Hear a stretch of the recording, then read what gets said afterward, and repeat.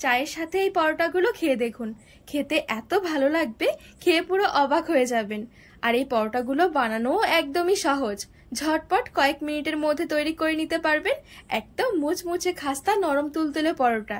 কোনো রকম তরকারির দরকার হবে না। গরম গরম চায়ের সাথে একবার এই পরোটাগুলো পরিবেশন করে দেখুন, বাড়ির সবাই খেয়ে দেখবেন প্রশংসা করতে বাধ্য হবে। নমস্কার বন্ধুরা, নতুন একটা পর্ব দেখার জন্য আপনাদের সকলকে স্বাগত জানাই। আজকে বানিয়ে দেখাবো মিনি লাচ্ছা পরোটা। চায়ের সাথে এভাবে একবার এই পরোটাগুলো বানিয়ে দেখুন, খেতে এত ভালো লাগবে, মুখে লেগে থাকবে। ঝটপট বানিয়ে নিতে পারেন আর বানানো একদমই সহজ। তো চলুন, আশা করছি রেসিপিটি আপনাদের অনেক ভালো লাগবে। পরোটার জন্য সবার প্রথমে ডো মেখে নেব। তো নিয়ে নিচ্ছি মিডিয়াম সাইজের বাটি মেপে আমি 2 বাটি ময়দা। দিয়ে দিচ্ছি স্বাদ মতো লবণ আর সামান্য একটু দিয়ে দিচ্ছি কাঁচা জোয়ান। এবারে উপর থেকে অল্প অল্প করে হালকা কুসুম গরম জল দিয়ে আমি ডোটা মেখে নেব।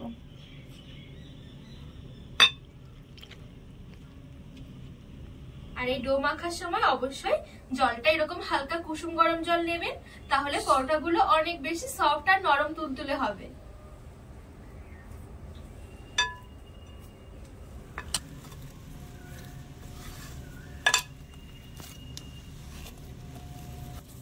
আর এই পরোটার জন্য ডোটা একটু সফট করে মাখাতে হবে। তো এই দেখুন, আমি একটু ভালো করে মেখে নিয়েছি আর এখন কিন্তু একটু চিটচিটে মনে হচ্ছে। এ পর্যায়ে আমি 1 টেবিল চামচের মতো নিয়ে নিচ্ছি সাদা তেল। এবারে তেলটা দিয়ে ভালো করে মেখে নেব। এতে করে ডোটাও যেমন অনেক সফট হবে আর মাখাতেও অনেক সুবিধা হবে।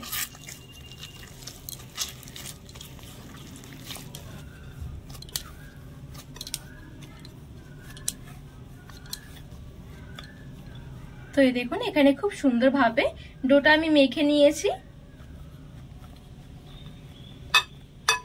এবারে ঢাকা দিয়ে ডোটা একটু রেস্টে রেখে দেব, মোটামুটি 5 মিনিটের মতন। এবারে এদিকে একটা ছোট বাটি নিয়েছি, বাটির মধ্যে 4 থেকে 5 টেবিল চামচের মতো নিয়ে নিচ্ছি সাদা তেল। এই তেলের মধ্যে দিয়ে দেব 1 টেবিল চামচ কর্নফ্লাওয়ার। কর্নফ্লাওয়ারের পরিবর্তে চাইলে ময়দা দিয়েও কিন্তু দিতে পারেন। এবার একটু ভালো করে মিশিয়ে নেব তেলের সাথে।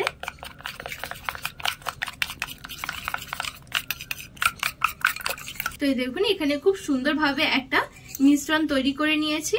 খুব বেশি কিন্তু একটা দেখুন ঘন করিনি, এরকম একটু পাতলায় রেখেছি।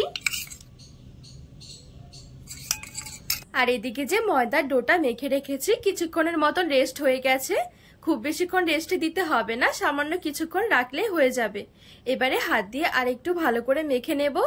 এ পর্যায়ে ডোটা দেখবেন অনেক বেশি সফট আর নরম তুলতুলে হয়ে যাবে।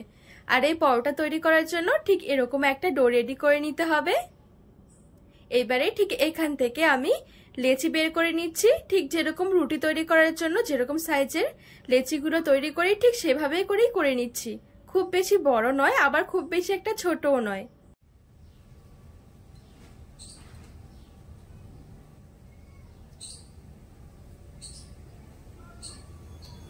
তো এই দেখুন, এখানে আমি খুব সুন্দরভাবে সমান ভাগ করে লেচিগুলো বের করে নিয়েছি।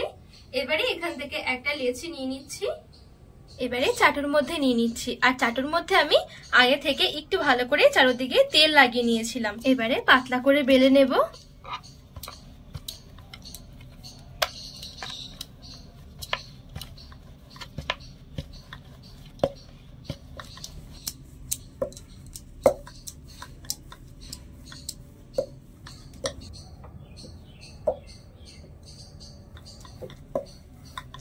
তো এখানে খুব সুন্দর করে আর একদম পাতলা করে বেলে নিয়েছি।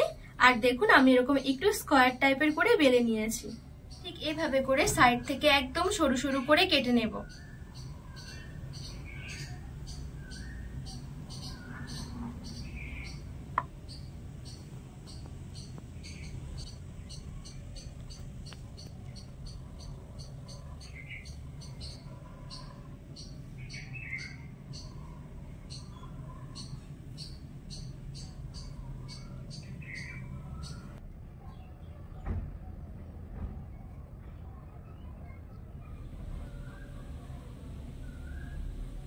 দেখুন, এখানে খুব সুন্দরভাবে এরকম একদম সরু সরু করে আমি কেটে নিয়েছি। এবারে এদিকে যে আমি কর্নফ্লাওয়ার আর তেলের একটা মিশ্রণ বানিয়ে নিয়েছিলাম, এখান থেকে ব্রাশের সাহায্যে আমি এভাবে করে একটু নিয়ে নিচ্ছি, নিয়ে ঠিক এভাবে করে একটু লাগিয়ে নেব।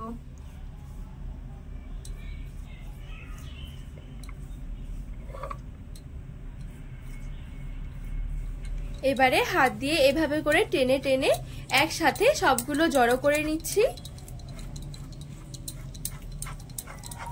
তো সবগুলো যখন এরকম একসাথে জড়ো করা হয়ে যাবে তখন হালকা হাতে এইভাবে করে একটু টেনে লম্বা করে নিচ্ছি। এবারে ঠিক এই দেখুন, এই দু সাইড ধরে আমি এরকম ভাবে একটু মুড়ে দিচ্ছি। যখন দু সাইড থেকে এভাবে করে মুড়ে নেওয়া হয়ে যাবে তখন এবারে একটার উপরে একটা দিয়ে হালকা হাতে চেপে নিচ্ছি। এই দেখুন, এখানে আর কোনোভাবে বেলা বেলির দরকার নেই, এভাবে করে রেডি করে নিতে হবে পরোটাগুলো। এই দেখুন দেখতে কতটা সুন্দর লাগছে। এবারে একটা প্লেটের মধ্যে তুলে নিচ্ছি। তো বাদ বাকি সবগুলো পরোটা ঠিক একইভাবে আমি রেডি করে নেব।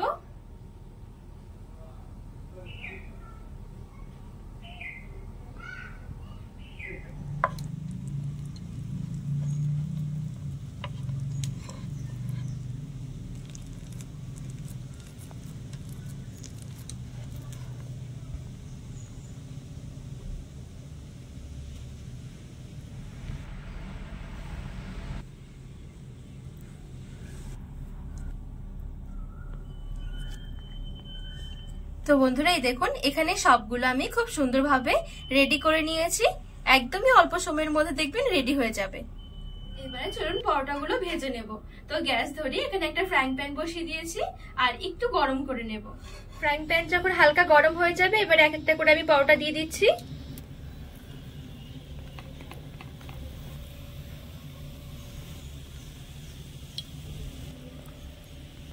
তো এখানে আমি কয়েকটা পরোটা নিয়ে নিয়েছি। এবারে গ্যাসের আঁচটা আমি একদম হালকা রেখে দেব আর ঢাকা দিয়ে দিচ্ছি। ঢাকা দিয়ে 5 মিনিটের জন্য রেখে দেব। অবশ্যই গ্যাসের আঁচটা একদমই হালকা রেখে দিতে হবে। তো 5 মিনিটের জন্য একদম হালকা আছে ঢেকে রেখে দিয়েছি। এই 5 মিনিটের মধ্যে ময়দা দিয়ে যে আমি ডোরগুলো রেডি করে পরোটাগুলো তৈরি করেছি, ময়দাটা কিন্তু খুব ভালোভাবে সেদ্ধ হয়ে যাবে। এবারে শুধু একটু তেল দিয়ে উল্টে পাল্টে লালচে করে ভেজে নিলে পরোটাগুলো রেডি হয়ে যাবে।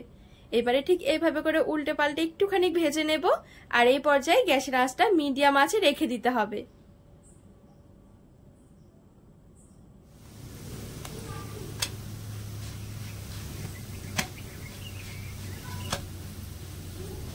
তো এখানে খুব সুন্দরভাবে এভাবে করে আমি একটু লালচে করে ভেজে নিয়েছি। একদমই অল্প সময়ের মধ্যে পরোটাগুলো ভাজা হয়ে যাবে।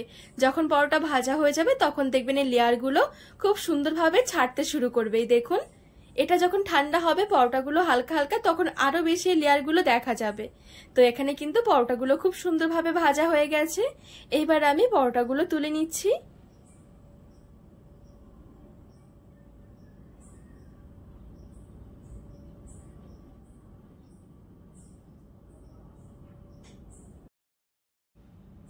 তো সবগুলো পরোটা খুব সুন্দরভাবে ভেজে তুলে নিয়েছি। আর এই দেখুন দেখতে কতটা সুন্দর লাগছে পরোটাগুলো। আর এত সুন্দর লেয়ার হয়, খেতেও ভীষণ ভালো লাগে। যেমন মুচমুচে তেমনি একেবারে নরম তুলতুলে। এই পরোটাগুলো চায়ের সাথে খেতেও কিন্তু ভীষণ ভালো লাগে।